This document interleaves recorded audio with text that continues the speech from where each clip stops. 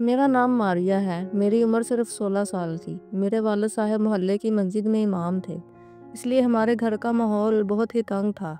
मैं मोहल्ले की दूसरी लड़कियों को देखती जो अपनी मर्ज़ी से कहीं भी आती जाती थी, तो मेरा दिल बहुत दुखता था कि मैं हमारे घर में ऐसा माहौल क्यों नहीं है। मेरे वालिद साहब तबलीग पर भी जाया करते थे और कई हफ्ते घर से गायब रहते थे, मगर फिर भी इनके घर पर ना होने के बावजूद भी हम कहीं और जा नहीं सकते थे। हमारा दिल में इतना डर बैठ बिठा दिया गया था कि हमें यूँ लगता था कि अगर इनकी गैर मौजूदगी में भी हम कहीं चले गए तो वो कहीं कहीं से हमें देख ना लें, और इसके बाद जो हमारी दुर्गत करेंगे वो सारा मोहल्ला देखेगा। अफसोस की बात तो ये थी कि मोहल्ले वालों को हमारा घर एक मिसाली घर लगता था। वो कहते थे कि घर का माहौल ऐसा ही होना चाहिए जैसा मौलवी साहब ने अपने घर में माहौल रखा है। मुझसे छोटी 2 बहनें भी थीं और मैं बड़ी थी। एक दिन मैं छत पर कपड़े सुखा रही थी कि मोहल्ले में खड़े लड़के की नज़र मुझ पर पड़ गई, और इसने मुझे एक इशारा किया जिसको देखकर मेरा दिल बैठ गया। इसके इशारे का मतलब था कि तुम्हारा चेहरा बहुत प्यारा है। मैं फ़ौरन नीचे चले आई, लेकिन दिल ही दिल में दोबारा इस लड़के को देखने का ख्याल आने लगा। अब मैं ही छत पर रोज़ कपड़े सुखाने जाती और काफ़ी देर तक खड़ी रहती। कुछ दिन बाद मुझे वो लड़का फिर से नज़र आया और उसने मेरी तरफ एक पत्थर फेंका जिस पर एक कागज़ लिपटा हुआ था। मैंने देखा इस कागज़ पर इस लड़के का नंबर लिखा था। हमारे घर में सिर्फ अम्मी के पास मोबाइल था, वो भी छोटा सा, लेकिन इस मोबाइल में से इस लड़के से बात कर सकती थी क्योंकि पूरा दिन अम्मी मोबाइल से दूर रहती थी। इन्हें तो नंबर भी मिलाना नहीं आता था, बस कॉल सुनना और कॉल बंद करना ही आता था। इस लड़के का नाम असलम था। हमारी आपस में बातें होने लगीं और हमारी दोस्ती मोहब्बत में बदल गई। इसने मेरी बहुत तारीफ़ की, जिससे मुझ में खुद एतमादी पैदा हुई कि मैं भी किसी काबिल हूँ, मैं भी एक हसीन लड़की हूँ और अगर चाहूँ तो बहुत कुछ कर सकती हूँ। इसकी दी हुई हिम्मत थी कि हमारी मुलाकातें होने लगीं। अब्बा तो तबलीग के सिलसिले में घर से दूर रहते थे। पीछे सिर्फ मेरी माँ और छोटी बहनें थीं। इनको मैं आराम से पागल बना लेती थी। हमारी मुलाकातों ने अरूज पकड़ लिया और एक दिन हमसे वो हद भी पार हो गई जिसको पार करने के बाद ये सारा मुआशरा हमारे खिलाफ हो सकता था। असलम ने मुझे बहुत ख्वाब दिखाए थे कि वो मुझसे शादी करेगा, मुझे एक अच्छे और अलग घर में रखेगा जहाँ मुझ पर कोई पाबंदी नहीं होगी। जब चाहूँ जहाँ चाहूँ जा सकूँगी, मुझे कोई रोकने वाला ना होगा। मैं ऐसी ही ज़िंदगी चाहती थी, इसीलिए इसकी बातों में आसानी से आ गई। मुझे कुछ कुछ दिन बाद अपनी तबीयत में कुछ तब्दीलियाँ महसूस होने लगी। मुझे पता चल गया कि शायद मैं माँ बनने वाली हूँ। मैंने असलम को ये बात बताई तो उसने मुझे इतना कहा कि वो तो मुझे अपनी अच्छी दोस्त समझता था। वैसे भी इसकी मंगनी बचपन में ही इसकी कज़न से हो चुकी है और इसने अपनी कज़न से शादी करने से इनकार किया तो इसको जायदाद भी नहीं मिलेगी। वो कहने लगा कि एक गरीब इंसान फिर तुम्हें क्या दे सकेगा? मारिया, बेहतर है हम अपनी राह बदल लें, क्योंकि तुम्हारे साथ सिर्फ मेरे पास वही ज़िंदगी रह जाएगी जो पहले ही तुम्हारे बाप ने तुम्हें दे रखी है। कोई सहूलत भी ना होगी, ज़िंदगी अज़ाब बन जाएगी। इसलिए दोस्तों की तरह अलग हो जाते हैं और अपनी अपनी ज़िंदगी जीते हैं। मैं इसको बता ना सकी कि मैं इसके बगैर नहीं रह सकती थी, क्योंकि बताने का कोई फ़ायदा भी नहीं था। वो मुझे छोड़ने का इरादा कर चुका था, पर अब मुझे ये समझ नहीं आ रही थी कि मैं इस बच्चे का क्या करूं, कि मैं इस बच्चे से कैसे अपनी जान छुड़ाऊं, कैसे इस बच्चे को अपने जिस्म से दूर करूं, क्योंकि मुझे इन चीज़ों का पता ना था। 5 महीने गुजर गए और मेरा पेट बढ़ने लगा। पहले तो मुझे मेरी माँ ने देख लिया और कहा कि खाना खाना कम खाओ, तुम मोटी हो रही हो, क्योंकि इनके तो वहम-ओ-गुमान में भी ना था कि ऐसा कुछ हो सकता था। फिर वो मोटापा बढ़ गया तो मेरी माँ को मुझ पर शक हो गया। वो एक दिन कुरान लिए मेरे कमरे में आ गई और कहने लगी कि मुझे साफ-साफ बताओ कि तुमने कोई हरकत तो नहीं की है। कुरान को तो मैं हाथ भी ना लगा सकती थी क्योंकि मैं गुनहगार थी। मैंने बिना कसम खाए ही अम्मी को सब कुछ बता दिया। उन्होंने मुझे बहुत मारा, बहुत थप्पड़ थप्पड़ रसीद किए, यहाँ तक कि मेरा सर दीवार से लगा और मैं बेहोश हो गई। डॉक्टर के पास ले जाया गया तो उसने भी यही कहा कि मेरा 6 माह का हमल है और अब ये हमल को ख़त्म नहीं कर सकते। अगर अब ये हमल गिराया तो मेरी जान को ख़तरा हो सकता है। माँ ने मुझे बहुत बातें सुनाई, बहुत शर्मिंदा किया कि मैंने इनकी बेटी होकर इतनी गिरी हुई हरकत कैसे की, जिससे मेरी बाकी बहनों की ज़िंदगी पर भी असर पड़ेगा। अब्बा तबलीग से वापस आ चुके थे। पता नहीं इनको अपनी खुशकिस्मती कहूँ या नहीं कि सर्दियों का मौसम था, हम खुले खुले स्वेटर पहना करते थे और इस पर खुली सी चादर भी होती थी। ویسے بھی ابا نے کبھی ہم بہنوں پر زیادہ دھیان نہیں دیا تھا، وہ ہماری ضروریات کا خیال رکھتے تھے پر ہم سے کبھی کوئی پرسنل بات نہیں کرتے تھے، اس لیے میرے ابا کو پتہ نہ چلا اور ان دنوں وہ میرا رشتہ دیکھنے لگے۔ میرا رشتہ پکا ہو گیا، میری ماں اور میرا خون روز چلنا شروع ہو گیا۔ اب کیا ہوگا؟ ایک دن میرے ابا خیر سے پھر تبلیغ پر تھے کہ مجھے درد شروع ہو گیا، میں نے ایک بیٹے کو جنم دیا۔ میری ماں اپنا سر پکڑ کر بیٹھ گئی تھی کہ اب کیا ہوگا۔ ہسپتال والوں نے بھی ہمیں بہت ذلیل کیا تھا کیونکہ وہ بھی سمجھ گئے تھے کہ یہ ایک بن بیاہی ماں کا بچہ ہے۔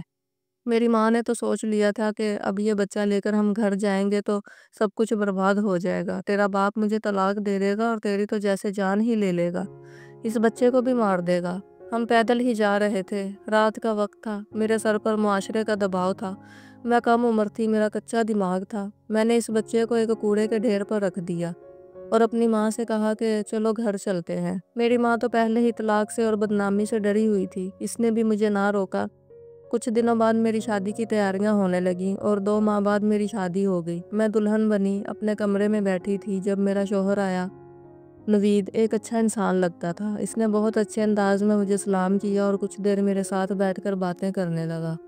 اس کے گھر میں ساس بہو کا کوئی چکر نہ تھا کیونکہ اس کے ماں باپ گاؤں میں رہتے تھے اور وہ یہاں شہر میں نوکری کرتا تھا۔ اس نے کہا تھا کہ وہ مجھے اپنے ساتھ ہی رکھے گا، بس مجھے اس کے ساتھ اس کا ہمراز بننا ہوگا۔ میں اس کی یہ بات یوں سمجھی کہ میاں بیوی تو ہوتے ہی ایک دوسرے کے رازدار ہیں۔ میں سمجھی شاید یہ بھی یہی بات کر رہا ہے۔ اس نے کہا 2 منٹ انتظار کرو، میں ابھی آتا ہوں۔ جب وہ واپس آیا تو اس کے ہاتھ میں کچھ تھا جس کو دیکھ کر میں حیران و پریشان رہ گئی۔ میرے قدموں تلے زمین نکل گئی، میرا وجود کانپنے لگا۔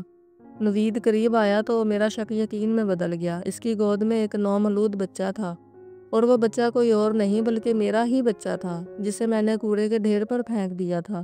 میرے شوہر نے مجھے کہا کہ یہ اس کا بچہ ہے جو اس کی پہلی بیوی سے تھا اور اس کی پہلی بیوی اس بچے کو پیدا کرتے ہی وفات پا گئی۔ اس نے یہ بات میرے گھر والوں کو نہیں بتائی کہ وہ مجھے تصویر دیکھ کر ہی پسند کر بیٹھا تھا، اس لیے وہ مجھے کھونا نہیں چاہتا تھا اور اب اس بچے کو بھی ہمیں پالنا ہوگا اور یہ ہمارا بچہ کہلائے گا۔ میں پھٹی آنکھوں سے نوید کی شکل دیکھ رہی تھی کیونکہ وہ مجھ سے جھوٹ بول رہا تھا، یہ بچہ اس کا نہیں تھا کیونکہ یہ تو میرا بچہ تھا۔ پھر وہ ایسا کیوں کہہ رہا تھا؟ وہ اپنے سر ایک ایسا گناہ کیوں لے رہا تھا جو کہ اس نے کیا بھی نہیں تھا؟ میں اپنی حقیقت نہیں بتا سکتی تھی، شاید یہی قسمت کا فیصلہ تھا۔ اس بچے کو دیکھ کر میرا دل پگھل گیا کیونکہ بے شک میں اس کی ماں تھی، اس وقت میں مجبور تھی، لیکن قسمت نے مجھے یہ بچہ لوٹا دیا تو مجھے اس کو پالنے میں کوئی مسئلہ نہیں تھا۔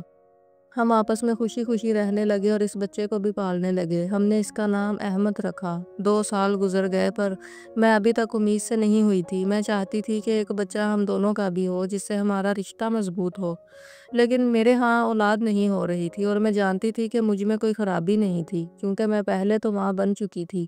احمد اب بڑا ہو رہا تھا اس لیے بہت شرارتی ہو گیا تھا۔ ایک دن وہ بیڈ سے گر گیا اور اس کا سر پھٹ گیا۔ جب تک ہم اسے لے کر ہسپتال گئے اس کا بہت خون بہہ گیا تھا۔ ہسپتال والوں نے کہا کہ اسے خون لگانے کی ضرورت ہے، لیکن ڈاکٹر نے بتایا کہ اس کا خون نہایت ہی نایاب ہے جو کہ ابھی ملنا مشکل ہے، اس لیے آپ دونوں میں سے ہی کسی کو خون دینا ہوگا۔ یہ بات سن کر نوید بہت پریشان ہو گیا۔ نوید کا خون اس بچے سے نہیں ملتا تھا۔ ڈاکٹر کو یہ تو معلوم نہ تھا کہ نوید اس کا باپ نہیں ہے اور وہ تو یہی سمجھ رہے تھے کہ میں ہی اس کی ماں ہوں، اس لیے انہوں نے میرے خون کا بھی نمونہ لیا جو کہ احمد کے خون سے مل گیا اور میرا خون احمد کو لگنے سے اس کی جان بچ گئی۔ ہم لوگ گھر آئے تو نوید اس بات پر اللہ کا شکر ادا کر رہا تھا کہ اتفاق سے ہی صحیح پر تمہارا خون تو احمد سے ملتا ہے، اسی وجہ سے ہمارا بیٹا بچ گیا۔ جبکہ میں اب نوید کے اس جھوٹ سے تنگ آ گئی تھی کیونکہ آخر کیوں یہ جھوٹ بول رہا تھا جبکہ یہ اس کا بچہ نہ تھا۔ نہ صرف میں تنگ آ گئی تھی بلکہ اب مجھے غصہ بھی آنے لگا تھا۔ میں نے اسے کہا کہ بیٹا تو یہ آپ کا ہے تو میرا خون اس سے کیسے مل گیا؟ اس کا خون تو آپ سے ملنا چاہیے تھا۔ نوید کے پاس اس بات کا کوئی جواب نہیں تھا۔ میں نے اسے کہا کہ میں نے ڈاکٹر سے چیک اپ کروایا ہے، میں بالکل ٹھیک ہوں، پھر ہمارے ہاں اولاد کیوں نہیں ہو رہی؟ نوید سے میں پہلے بھی اس معاملے پر بات کر چکی تھی پر وہ نظر چراتا تھا، وہ مجھ سے کبھی بھی اس معاملے پر کھل کر بات نہیں کرتا تھا۔ پر آج میں بہت غصے میں تھی، ہمارا جھگڑا ہو گیا اور باتوں باتوں میں نوید کے منہ سے ایک بات نکل گئی کہ ہماری اولاد نہیں ہو سکتی۔ میں حیران و پریشان رہ گئی کہ اس بات سے آپ کا کیا مطلب ہے کہ اولاد نہیں ہو سکتی؟ کیا آپ اولاد پیدا نہیں کرنا چاہتے؟ نوید نے سر جھکا لیا اور کہا کہ میں اولاد پیدا کر ہی نہیں سکتا، اللہ نے مجھے اس صلاحیت سے محروم رکھا ہے اور اسی لیے میں کسی سے شادی نہیں کرنا چاہتا تھا، کیونکہ میں کسی کی زندگی برباد نہیں کرنا چاہتا تھا۔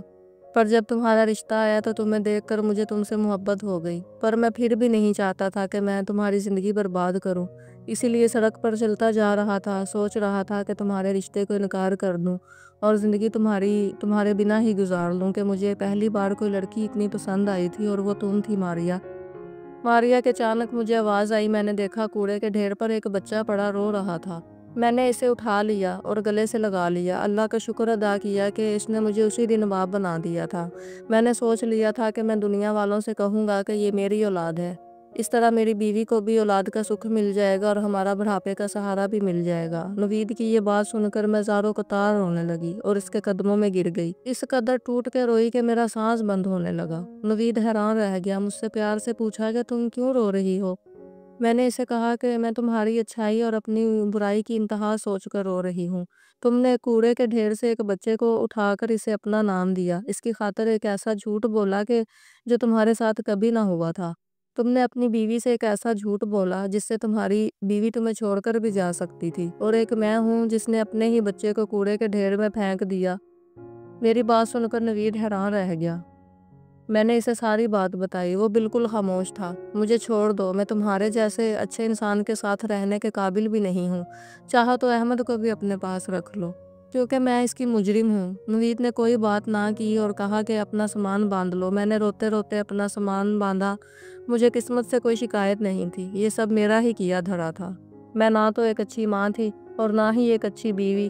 میں اپنا سامان باندھ کر باہر آئی تو میں نے نوید سے کہا کہ میں تیار ہوں، ہاں مجھے چھوڑ آئے۔ نوید آگے بڑھا اور سامان کی طرف دیکھنے لگا، کہنے لگا کہ صرف اپنا ہی سامان ساتھ لیا ہے، احمد اور میرا سامان کیوں نہیں پیک کیا؟ میں حیران و پریشان رہ گئی کہ ان دونوں نے میرے ساتھ جانا تھا۔ نوید مسکرایا اور کہنے لگا کہ میں تمہیں تمہارے گھر چھوڑنے نہیں جا رہا ہوں، ہم لوگ کچھ دنوں کے لیے لاہور میرے ماں باپ کے گھر جا رہے ہیں تاکہ کچھ دن وہاں گزار سکیں اور تمہیں لاہور کی سیر بھی کروا دوں۔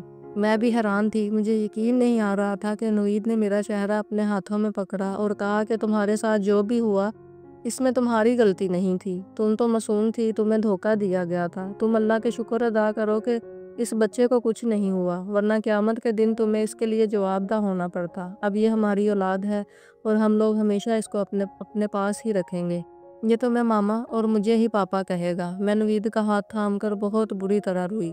نوید نے کہا کہ آخری بار رو لو، اس کے بعد تو میں نے تمہیں رونے بھی نہیں دینا۔